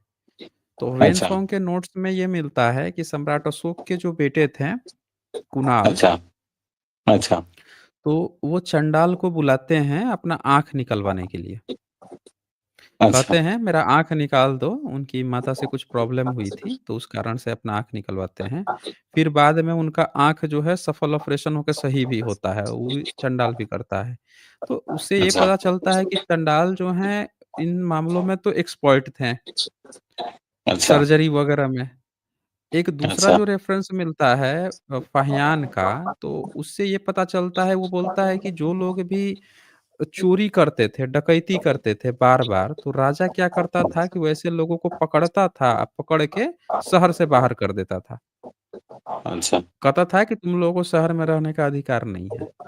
तो उनको जब अच्छा, बाहर उनको दस्यु कहते थे। दस्यु कर्म दस्यु, यानी चोरी डकैती हाँ, चोरी डकैती, तो उसको अच्छा, भी लोग जो है चंडाल कहने लग गए। अच्छा, अब लेकिन वो कोई जाति नहीं थी, बल्कि वो बहिष्कृत लोग थे जो समाज में कुछ गंदगी फैलाते थे, तो उनको तड़ीपार कर दिया जाता था, वो जंगल में रहते थे। लेकिन जो अच्छा। ब्रह्मनिज़्म मतलब उस समय की शब्दावली, बुद्धिज़्म की शब्दावली में ये कुछ इस तरह से दिख रहा है कि ये वैसे बहिष्कृत लोग हैं, जो समाज में रह के समाज को बर्बाद कर रहे हैं, चोरी कर रहे हैं, ये कर रहे हैं। ब्रह्मनिज़्म आता है, तो ये क्या किया ना कि बुद्धिस्ट के जितने भी लोग थे, बुद्धिज़्म को फ़ॉलो कर उन सबको ही इसने नामकरण कर दिया, ये सब चंडाल हैं। अच्छा। मतलब एक पहले से नाम फ़ेमस था कि जो चोरी करता है, डकैती करता है, उसको हम चंडाल कह रहे हैं, तड़ीपार कर रहे हैं। इसने क्या किया, सारे बुद्धिस्ट लोगों को ही चंडाल कहना शुरू किया, उनको बहिष्कृत कर दिया कि तुमको बहिष्कृत, ये सब चंडाल हैं। और बुद्ध को भी उसने क्या लिखा वाल्मीकि रामायण में कि बुद्ध जो हैं, वो चोर के समान दंडनीय है। अच्छा। अब चोर किसको कह रहा है? ध्यान से देखिए, चोर किसको कह रहा है? चंडाल को। कहा जा अच्छा। रहा था। बुद्ध को उसने क्या कहा वाल्मीकि रामायण में? चोर चोर कह कहा दिया, कि चोर चोर के के समान। बराबर है। हाँ, चोर के बराबर हैं। तो अब उसने क्या किया कि ब्रह्मनिज़्म का जब शासन आया तो बुद्धिस्ट लोगों को ही वो चंडाल कहने लग गया। जबकि बुद्धिज़्म में तो अच्छा। चोरी है ही नहीं। वो तो कहते हैं कि भाई नहीं चोरी है। नहीं करना है। तो इससे ये पता चलता है कि जो चंडाल शब्दावली है, आज के जो एससी-एसटी के लिए जो इस्तेमाल किया जा रहा है, चंडाल शब्द, वो शब्द ब्रह्मनिज़्म की देन है, जबकि इतिहास में इस शब्द का प्रयोग सिर्फ़ और सिर्फ़ उन कुछ चुनिंदे गुंडे के लिए होता था, जो समाज में गलत काम करते थे, उनको बहिष्कृत किया जाता था। इसने पूरे बुद्धिस्ट लोगों को पे ही ये शब्दावली डाल दी। अच्छा। हाँ, ये चीज़ हुआ है। एक बात सर, ये जैसे हम एक किताब हम हिंदी थोड़ा पढ़ लेते हैं, तो हिंदी हुँ, में वो मोतीलाल आलमचांद का जो धम्मलिपिकार है, जो धम्मलिपि डिक्शनरी, उसमें जो है हुँ, बमन जो लिखा है, उसके बमन का मतलब ब्राह्मण लिखा है। और जैसे हुँ। कोई ये जो आज का हम बांग्ला में जातक का जो कहानी का बुक है, उसमें भी देखा है सब ब्राह्मण लिखा है। और जैसे कुछ इसमें क्या बोलता है डिक्शनरी जो आजकल गूगल में मिलता है, पाली बंगाली डिक्शनरी, उसमें भी बमन का मतलब ब्राह्मण लिखा है। तो हम आपका ब्राह्मण-समन सुने हैं, लेकिन बताने में जैसे कोई एक संगठन है। मतलब वो लोग बहुत ये है कि हम लोग वो लोग मतलब पता नहीं कहाँ के हैं वो लोग। तो उधर से आया कोई सतीश सिंह नाम का कोई उधर से आया होगा। बंगाल में आके बोलता है कि बामन का मतलब ब्राह्मण है। और वो समन संघ नाम है उस संगठन का, समन संघ। हम लोग तो बोलते हैं कि आरएसएस का है। पता नहीं हम लोगों का जो राजपाल गौतम जी, वो भी तो राजेंद्र पाल गौतम, वो बोलता है कि हम समन संघ है, लेकिन समन संघ बोलता है बामन का मतलब ब्राह्मण है। पता नहीं ये सब कैसे घाल-मेल हो जाता है, कहाँ से क्या हो जाता है। तो ये सब सुनकर जो है थोड़ा मतलब ये हो जाता है कि क्या बोलता है, कौन सही है, कौन गलत है, ये थोड़ा दिक्कत है। तो इसलिए मेरा रिक्वेस्ट है कुछ कुछ किताब भी आप लिखना शुरू कीजिए, आपका जो टीम है। तो इसमें हम लोगों को थोड़ा जो गलतफ़हमी है, जो बारी-बारी में आता है, हवा की तरह, कोई कुछ बोल देता है कि भाई इसका मतलब ये है, वो है। तो इसका थोड़ा इसमें सुधार आएगा। यही मेरा ये है रिक्वेस्ट है। देखिए, अगर आपको बमन का जानना है कि बमन क्या है, तो वो तो तथागत बता के गए हैं ना, वो तो बुद्ध वचन में बता के गए हैं। धम्मपद अच्छा। उनके वचन है ना, ये मेरे कहने, हाँ। ना कहने का मुहताज नहीं है। धम्मपद अच्छा। में तथागत बुद्ध बता गए हैं बमन किसे कहते हैं। वो बोल के गए हैं कि वो ना कोई जाति से होता है, ना गोत्र से होता है। वो और उनके लेकिन बमन में तो कोई जनेऊ वाला है ही नहीं। पूरे बांग्ला में जो तथागत के धम्मपद है। दर्शन में हैं? पूरे तथागत के दर्शन में कहीं पे भी कोई जनेऊ वाला है ही नहीं, इसको कोई भी लेकर बहुत जनेऊ हम वाला लोग, नहीं है। हुँ, इसको तो लेकर कैसे ये बंगाल में लोग मतलब बहुत इसको ब्राह्मण कर रहे हैं? पता नहीं बंगाल में बहुत बहस है समन संघ आने के बाद, कि हम लोगों के से हुँ, बहुत सारे अपना लोगों के बीच में ये हो गया कि बमन का मतलब हम हुँ, लोग बोलते कि बुद्ध। आपको सुन सुनकर हम लोगों को ये हुआ कि जैसे सम्राट अशोक के समय में या ये बुद्धा के समय में ब्राह्मण नाम का लिखा ही नहीं जाता था, बोला ही नहीं जाता था, क्योंकि उसमें जो सर मतलब लिए है वो लिपि है उसमें र ये नहीं होता था, मतलब जो नीचे वाला लगाते हैं। तो ई बोलने से भी वो लोग नहीं मानता है। वो लोग फिर हुँ, अपना अपने आदमी को अपने आप को अम्बेडकर अम्बेडकर बोलता है, फिर अपने आप पता नहीं कैसे उधर घुस गया बोलता है नहीं, बुद्ध के समय में नहीं था, बुद्ध के पहले क्या था? ऐसे उल्टा-सीधा सवाल करने लगे, पता उसका ब्रेन वॉश हो जाता है। तो कहाँ से ये लोग आ जाता है, खास करके बंगाल में जो भी आता है, वो तो उधर से ही आता हुँ, है। आने से इधर का जो भी थोड़ा बहुत आंदोलन होता है, वो भी सिमट जाता है, इसके मतलब गलती से। तो मतलब ऐसा हो रहा है अभी बंगाल में, जी, और इसलिए मैं बोल रहा हूँ कि देखिए बंगाल के बारे में थोड़ा भी आप थोड़ा इधर भी थोड़ा नज़र अब डालिए कि बंगाल में भी अंतर देखिए मूवमेंट कैसे काम करता है। पहले तो बहुजन समाज जो है, जिसको शूद्र कहा, वो छोड़ के छतरी बनने में लगे हुए हैं। जिनको बात तो चंडाल सही है। कहा, वो छोड़ के नमोशूद्र बने घूम रहे हैं। लेकिन बताइए हुँ। कि बुद्धिज़्म का बमन को ब्राह्मण कब जाके बैठा हुआ है? बुद्धिज़्म के हाँ, बमन हाँ। शब्द को ब्राह्मण कब जाके बैठा है। अब ये शमन वाले जो आ रहे हैं ना, हम शमन संघ हैं। असल में हाँ, हाँ, ये हाँ। दिखाना चाहते हैं कि हमको शमन की वो मिल जाए। भारत में हमको समन बना दिया जाए, ब्राह्मणों को ब्राह्मण बना दिया जाए, यानी हम एक दूसरे विद्वान बन जाएँ भाई साहब हम। अब पूरा इनका अच्छा, गेम जो है ना वो इस तरह से है कि वो ये दिखाना अच्छा। चाहते हैं कि शमन-बमन में से ब्राह्मण को बमन कहिए, हमको समन कहिए, हमको इक्वल वैल्यू दीजिए। जबकि इनको ये नहीं पता है कि एक समन में ही समन को ही वमन कहा जाता है। जो शमन हैं, जैसे आप धम्मपद में पढ़ेंगे तो पूछता है कि ये बताइए कि ये जो आनंद आ रहे हैं, आनंद के साथ जो भिक्षु आ रहे हैं, क्या ये सब लोग बमन हैं? तो तथागत कहते हैं ये सब लोग बमन हैं। क्योंकि ये पढ़े-लिखे मतलब वो ज्ञान की बातें सारी चीज़ें जानते हैं तो ये बमन हैं। तो बुद्धिज़्म की ये डेफ़िनिशन है। तो जो लोग भी ऐसा प्रयास कर रहे हैं कि आज के ब्राह्मणों को बमन बताने का प्रयास कर रहे हैं, वो बुद्धिज़्म की शब्दावली से पूरी तरह से गलत हैं। और वो कुछ अलग ही अपना या तो गेम खेल रहे हैं। ठीक है, राजू जी, ओके, चलें। तो दोस्तों आज ये कोई स्टार आए हैं। हाँ जी, स्टार बताएँ क्या हेलो, कहना चाहते हैं? हेलो। हाँ जी, हाँ बोलिए, मेरी आवाज़ आ रही है सर? आवाज़ तो आ रही है, बोलिए। सर मेरा कोई क्वेश्चन है मनुस्मृति से रिलेटेड है। हाँ, बोलिए। मनुस्मृति के 1064 में सर ऐसा क्यों लिखा है कि ब्राह्मण क्षत्रिय बन सकता है पर और मनुस्मृति के अध्याय 2 के 157 से 159 में ऐसा क्यों लिखा है कि जन्म से शूद्र होते हैं सब? हुँ, जन्म से शूद्र होते हैं। अ, मनुस्मृति के देखिए, अध्याय 2 के जी।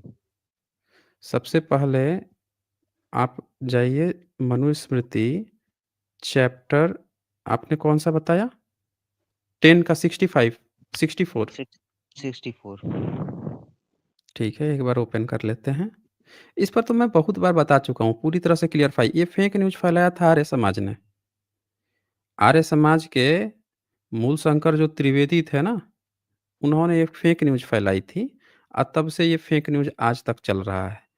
अब इसको हम लोग डिबंक कर चुके हैं, लेकिन फिर भी जिसको नहीं जानकारी है, वो पहुँच जाता है, तो मैं दिखा देता हूँ कि वहाँ पे बहुत क्या लोग लिखा हुआ वीडियो है। बना रहे हैं इस पे ना सर इसलिए। हाँ, तो मैं फिर से दिखा देता हूँ, मुझे दिखाने में क्या जाता है। ऐसे ही फेक न्यूज़ के लिए तो हम लोग बैठे हुए हैं। ये आ गया आपका मनुस्मृति चैप्टर 10 का ये 64 यही है ना? अब इसमें पढ़िए तो हिंदी अनुवाद क्या लिखा हुआ है? सर ये कौन-सी मनुस्मृति है? किसका भाष्य है? कुल्लू भट्ट की है? ये मनुस्मृति है जो भारत की सबसे विश्वसनीय है, जिस पे शिक्षा मंत्रियों के ठप्पे हैं, जिस पर सारे ब्राह्मणों के ठप्पे हैं, जो काशी पीठ जो है चौखाम्बा पब्लिकेशन वहाँ से प्रकाशित हुई है और एएसआई के संग्रहालय में भी रखी हुई है। ये सबसे विश्वसनीय मानी जाती है। सर नाम होगा इसका कुछ मनुस्मृति? हाँ, नाम बिल्कुल बता देंगे, एक बार पढ़ लीजिए फिर नाम खोल के भी दिखा देंगे। 64 बोले हैं ना? पढ़िए तो एक बार। 10 का 64 हाँ, वही चैप्टर 10 का 64 ब्राह्मणों से शूद्रों में उत्पन्न जाति की कन्या ब्राह्मणों से विवाह कर कन्या उत्पन्न करें, इस प्रकार वह सप्त जन्म पीढ़ी से श्रेष्ठ जाति प्राप्त होंगी। हुँ, पर सर तो कुछ यहाँ मनुस्मृति में तो जी, जी, जी। हाँ, बोलिए। कुछ मनुस्मृति में बोलता है कि कुछ मनुस्मृति में ये ऐसी बात लिखी नहीं है, कुछ में लिखी है अगले जन्म में, तो समझ में नहीं आता, बहुत कंफ्यूजन होती है कौन सी ऑथेंटिक है। नहीं, कोई अगले जन्म में नहीं लिखा है। पहले तो आपने ये देखिए, आप मैं अब यहाँ पे आपको पता चल गया कि ब्राह्मण जो है किसी दूसरे जाति की लड़की से, शूद्रा से शादी करता है, तो उसका बेटा जो है सीधे ब्राह्मण नहीं बनेगा। वैसा 7 पीढ़ी आगे चल के रक्त अशुद्ध हो गया ना, तो 7 पीढ़ी बाद जो है अब वो शुद्धि होगी। लेकिन यहाँ ये नहीं लिखा गया है कि ब्राह्मणी अगर शूद्र से शादी कर देगी तो उसका बच्चा जो है वो बन जाएगा, ब्राह्मण बन जाएगा, नहीं बनेगा। यहाँ ब्राह्मण का भी बच्चा होके शूद्र से तो भी नहीं बनेगा, 7 पीढ़ी इंतज़ार करना पड़ेगा भाई, रक्त शुद्धि 7 पीढ़ी की। तो यहाँ पे बनने की बात ना बच्चे पैदा करने से है, वंश से चल रहा है, बाप के नाम से चल रहा है, तो भी 7 पीढ़ी लग रहा है। तो ये मैंने आपको अब मैं रेफ़रेंस दिखा देता हूँ, ये कौन-सी ये किताब है। कुल्लू भट्ट की है क्या? मैं सारे रेफ़रेंस दिखा दूँगा, ये देखिए, ये स्क्रीन पे दिख रहा है आपको? Government of India archaeological survey archaeology. Of India. अब ये देखिए, ये देखिए, दिख रहा है? मनुस्मृति, हाँ। हुँ। हरिदास संस्कृत पुरन। अच्छा, कुल्लू भट्ट मणिप्रभा। में भी मिल जाएगा सर? कुल्लू भट्ट में मिल मैं जाएगा? चेक कर लेते हैं। ये देखिए मनुस्मृति किसका है? मणिप्रभा, हिंदी टीका संहिता, पंडित श्री हरगोविंद शास्त्री, श्रीमान आचार्य बद्रीनाथ वर्मा, शिक्षा मंत्री बिहार राज्य। और कहाँ से छपा है? चौखंबा संस्कृत सीरीज बनारस। ठीक है सर। ठीक है? लेकिन हाँ, जब काशी के ठीक विद्वान है। हैं। ये मैंने आपको एक किताब खोल के दिखाया। अब मैं कुछ आपको दूसरे भी 1-2 और किताब खोल के दिखा देता हूँ, बाकी लोग क्या कहते हैं, तभी तो आपको और वो पता सर चलेगा ना। अध्याय 2 का 157 टू 159। वो भी खोल देंगे। पहले तो एक बार ये 64 अब एक दूसरा जो है, दूसरे जन जो हैं, उनका भी एक बार ओपन करके तो दिखा दूँ। हुँ। सर कुल्लू भट्ट का ऑथेंटिक माना जाता है क्योंकि सबसे पुराना है। अरे कोई कुल्लुक-फुल्लुक भट नहीं होता है। मनुस्मृति में अलग-अलग ब्राह्मण जो है अलग-अलग क्षेत्रों में वो किए हैं, कंपाइल करके रखे हैं। और वही कुल्लुक भट्ट जो है उस पर मणिप्रभा टीका जो है इसने किया हुआ है। अब ये देखिए 10 अध्याय ये मनुस्मृति का है। ये किसी दूसरे विद्वान जन का लिया हूँ मैं। इनको आते हैं 65 64 में। हाँ 63 था ना ये? ये रहा 64, 65, 66, 67 पढ़िए तो इसका हिंदी अनुवाद। 157 159 बोला था सर अध्याय 2 का। नहीं, नहीं हमने अभी चैप्टर 10 का ही दिखा रहा हूँ अलग-अलग किताबों से।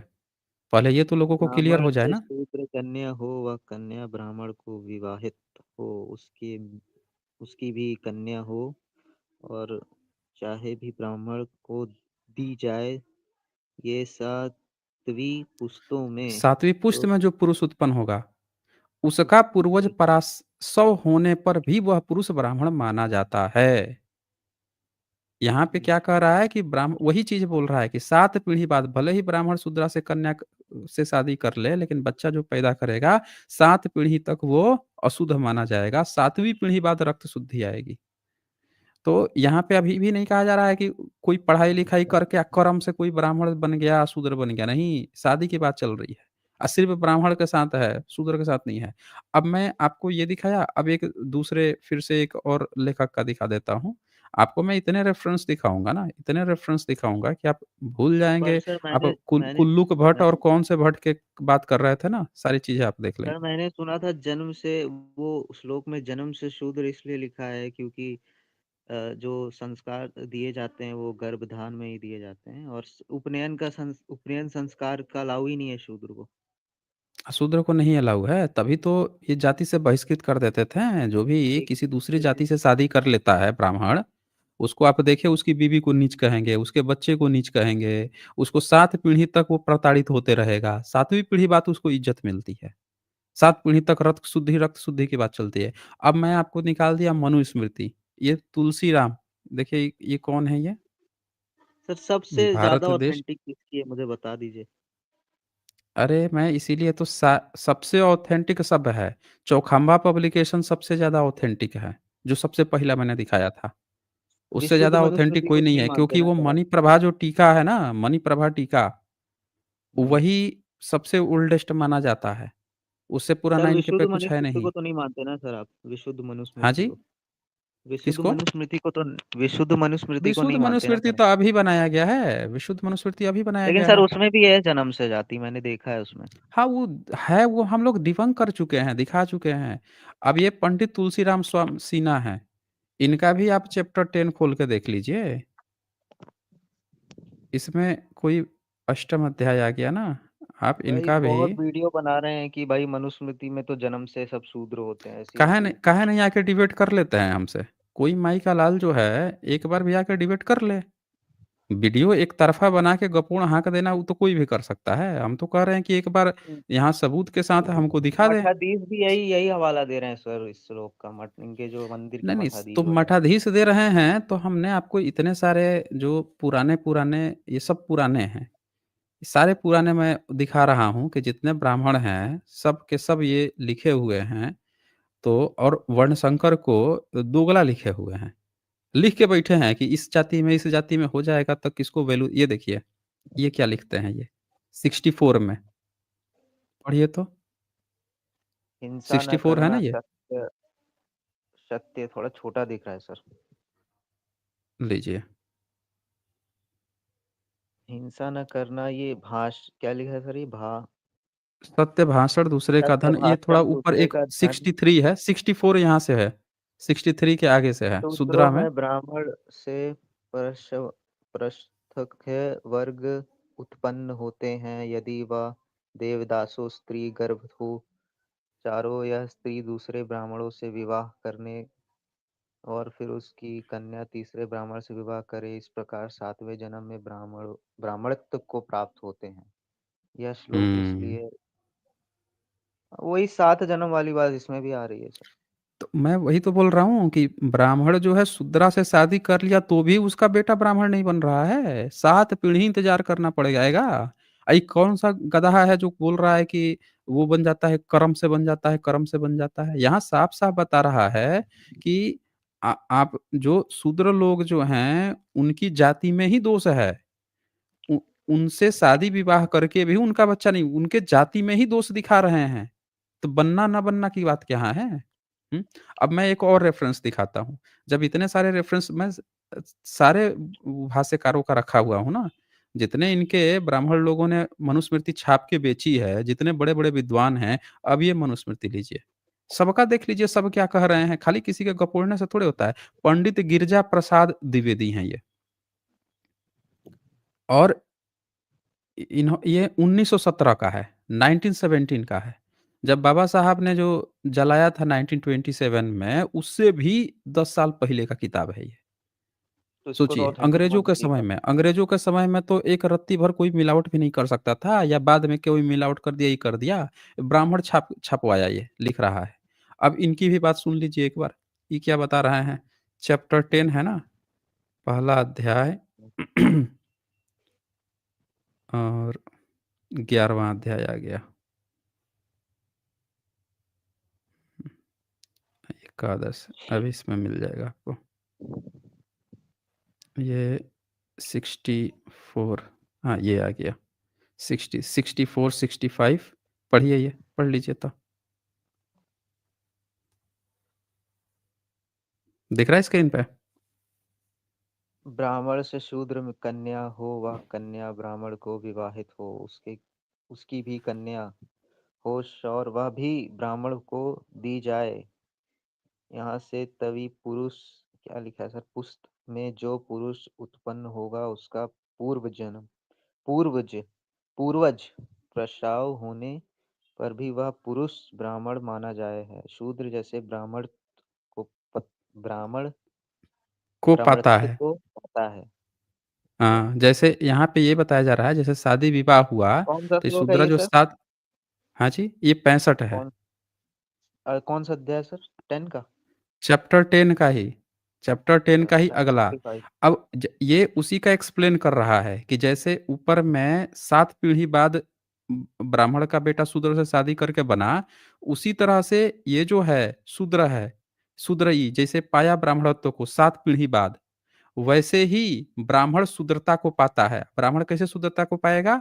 जैसे शादी कर लिया ब्राह्मणी ने शूद्र से, तो उसका जो बच्चा होगा उसको ही चंडाल कहते हैं। वो शूद्रता को पा गया भाई, ब्राह्मणी ने शादी कर ली शूद्र से तो। यहाँ शादी-विवाह की बात चल रही है कि सर शादी-विवाह इसका करके इसका तो आपने हाँ, ठीक है बोलिए। सर क्लियर कर दिया, लेकिन मनुस्मृति का एक और बहुत हवाला दिया जाता है, नारी पूज्य वाली बात उसमें लिखी है, ऐसा भी उसमें लिखा हुआ है। कहाँ लिखा हुआ है?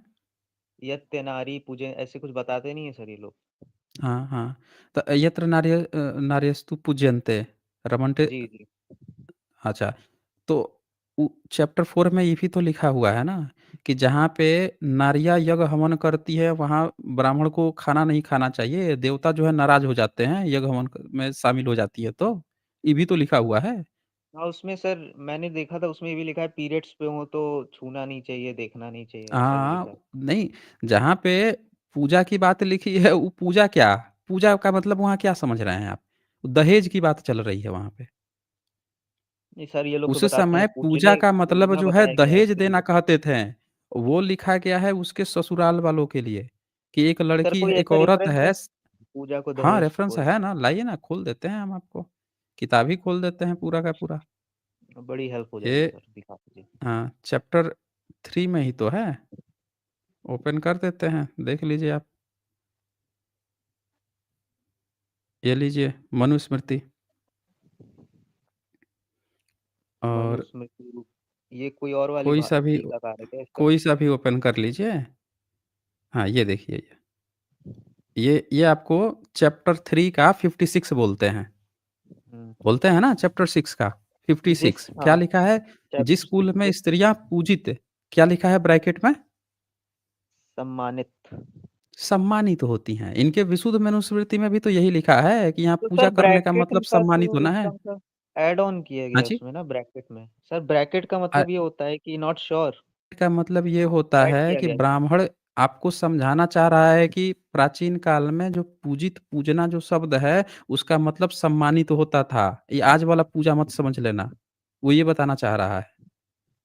कई शब्दावलियाँ उसमें समय के साथ बिगड़ के कुछ और मतलब ले लेती हैं। तो ब्राह्मण अपने भाषा में बताना चाह रहा है कि जिस समय यह लिखा गया, उस समय पूजा का मतलब सम्मानित करने की बात है। अच्छा, कैसे सम्मानित करना है? देख लीजिए, उस कुल में देवता प्रसन्न होते हैं, जहाँ स्त्रियों का अपमान होता है, वहाँ सभी यज्ञाधिक कर्म निष्फल होते हैं। लिख दिया ना ये? अब यहाँ पे और देखिए, ऊपर वाला इसका ध्यान से 55 नंबर। अधिक कल्याण को चाहने वाले माँ-बाप, भाई, पति और देवरों को चाहिए कि कन्या का पूजन करें। क्या करें? कन्या का क्या करें? पूजन सबका तो ये जो नीचे पूजन। लिखा है ना पूजित होती हैं, ये पूजित होती मतलब कौन करेगा इनकी पूजा? तो माँ, बाप, भाई, पति और देवर। बाप नहीं करेगा, ये लोग करेंगे। अच्छा, कैसे पूजित करेंगे? पूजा कैसे करेंगे कन्या का? तो और वस्त्रालंकारी से भूषित करें। समझ रहे हैं क्या कह रहा है ये? समझ रहे हैं सर। ये दुनिया पूरी हर व्यक्ति जाके पूजा कर रहा है इसकी बात नहीं चल रही है। एक फैमिली की बात चल रही है कि एक लड़की की शादी हो रही है और ऊपर वाला पढ़िए 54 जिन जी कन्याओं के निमित्त वर पक्ष में दिया हुआ ध्यान से देखिए जिन कन्याओं के निमित्त वर पक्ष में दिया हुआ वस्त्राभूषण आदि पिता भ्राता नहीं लेते हैं प्रत्युत कन्या को ही देते हैं। किसको दे देते हैं? कन्या को ही दे देते हैं। वह विक्रय नहीं है, वह कुमारियों का पूजन है। क्या है वो? समझ गए सर। क्या है? कुमारियों का पूजन है, इसमें कोई कुमारियों इंसादी का दोष नहीं पूजन। होता। यानी कि ये यहाँ शादी की बात चल रही है, कहा जा रहा है कि एक लड़की की शादी हो रही है, तो अगर कोई व्यक्ति जो है पहले क्या होता था ना जो एससी-एसटी हैं, उनके यहाँ शादी होती है, तो लड़की की जब शादी होगी ना, तो जो दूल्हा का पक्ष है, वो देता है लड़की वाले को। मनुआ ने ये नियम बनाया कि नहीं देना है, आपको नहीं देना है, बल्कि उल्टा लड़की वाला ही देगा दहेज। तो यहाँ पे क्या बोलता है कि ये अगर चैरिटी कोई क्यों की चीज़ जाती है सर यहाँ से? तो मैं वही बोल रहा हूँ ना यहाँ प्रसंग चल रहा है शादी-विवाह का। आप ध्यान से देखिए यहाँ क्या आया? कुमारी का पूजन क्या है? जब कोई गिफ्ट दे रहा है, वस्त्राभूषण दे रहा है, पिता भ्राता खुद नहीं ले रहा है, लड़की को दे दिया। तो वो लड़कियों का क्या हो गया? पूजन हो गया। दूसरा बात क्या आया कि माँ, भाई भाई, बहन, देवर, इसमें और लोग को ऐड ऑन कर दिया। अभी सिर्फ़ पिता और भाई था, अब कुछ और ऐड ऑन कर दिया है कि चाहे माँ हो, चाहे बाप हो, भाई, पति या देवर हो, ये लोग भी कन्या का पूजन करें, यानी कि वस्त्राभूषण उसको दे दे दहेज में। फिर उसके आगे अब कहता है कि क्यों देना है ये पूजन? क्योंकि जिस स्त्रियाँ पूजित होती हैं, यानी सम्मानित होते हैं, यानी ये जो वस्त्र वगैरह आप उसको दे रहे हो ना, गिफ्ट दे रहे हो, मतलब आप जो दहेज दे रहे हो उसको, शादी हो रही है तो वहाँ पे देवता प्रसन्न होंगे। ये दूल्हा पक्ष के फ़ायदे के लिए बनाया गया है। यहाँ पे कोई स्त्रियाँ पूजा की जा रही हैं, भाई मंदिर बना के मूर्ति ले भैया पूजा, पढ़ाई-लिखाई का अधिकार, हक अधिकार, इसकी बात नहीं चल रही है भाई साहब ये। ये समझ समझे गया। आप? क्या बात चल रही है यहाँ पे? सही है सर, अब क्लियर हो गया इसका तो मुझे। हाँ, इस समय ठीक कभी है भी सर, अभी कोई डाउट नहीं है। इसको हम लोग बहुत पहले जो है खाल खींच चुके हैं ना इनका। सर ये किस कुछ तरह से वीडियो बेवकूफ़ सर्च करने पे बनाते हैं। आती नहीं है आपकी ऊपर, कोई और ही आ जाती है। आजकल पता नहीं यूट्यूब पे ग्लिच है क्या है? नहीं, यूट्यूब पे ग्लिच की बात नहीं है। चैनल अगर आप प्रॉपर देखते रहेंगे ना तब वो आएगा। और उसका जो वो भी करना पड़ेगा, थोड़ा-सा सर्च इंजन ऑप्टिमाइज़ेशन करना पड़ेगा, तब जाके वो अ, थोड़ा और सर क्लियर होगा। सर एक एक आखिरी क्वेश्चन और था। हुँ, सर बुद्ध के टाइम वैदिक लोग तो नहीं थे? हुँ, नहीं थे। सर लेकिन हाँ, नहीं थे लेकिन अब ए ए त्रिपिटक ए में एक 1 मिनट, इस सवाल का जवाब देने से पहले ना वो भी आपको दिखा दूँ। जब ये आप पूजन वाला बात कीजिएगा ना कि पूजन का यहाँ हुँ, क्या मतलब है, तो ये भी हुँ, देख लीजिए कि लड़की अगर पू अगर जो लोग आपसे ये कहेंगे ना कि नहीं यहाँ पूजा का मतलब तो जो वैदिक यज्ञ हवन वैसी पूजा की बात चल रही है, उनके लिए जस्ट इसका अगला चैप्टर 4 है। चैप्टर 4 का 205 श्लोक है, ठीक है? हुँ। इसमें क्या लिखा है 205 और 206 में कि पढ़ लीजिए आप खुद से, पढ़िए। ये ऊपर वाला। हाँ, ऊपर वाला। जि जिस यज्ञ में वैदिक ब्राह्मणों का अभाव हो और मूर्ख पुरोहित मूर्ख अन्य पुरोहित। मनुष्य मूर्ख पुरोहित अन्य मनुष्यों द्वारा किया गया हो, जिस यज्ञ में स्त्री या नपुंसक ने हवन किया हो, उस यज्ञ में ब्राह्मण कदापि भोजन ना करे। कौन क्या सा लिखा श्लोक है है? सर ये? चैप्टर जिस 2 यज्ञ का में 205, चैप्टर 2 ओके, ओके। का 205। चैप्टर 2 का 205 ठीक है सर। क्या लिखा है? जिस यज्ञ में स्त्री स्त्री आया ना, जिस यज्ञ में स्त्री ने हवन किया हो, नपुंसक भी जोड़ा है, लेकिन आप स्त्री को देखिए लिखा है स्पेशल। जिस हुँ, यज्ञ में स्त्री ने हवन किया हो, उस यज्ञ में ब्राह्मण कदापि भोजन ना करें। बताइए भाई साहब, अभी तो बोला जा रहा था कि आपको समझाया जा रहा था कि पूजा करने की सर बात लिखी है। सर अब ये अब श्लोक आगे देखने के देखिए, बाद ये 206 श्लोक देखिए, इस 206 प्रकार भी पढ़िए। हुँ। पुरोहित सर क्या लिखा है ये? पूर्वोक्त पूर्वोक्त पूर्वोक्त याजक यज्ञ स्त्रियाँ, जब मतलब जो यज्ञ स्त्रियाँ हवन में आदि गई हैं वो।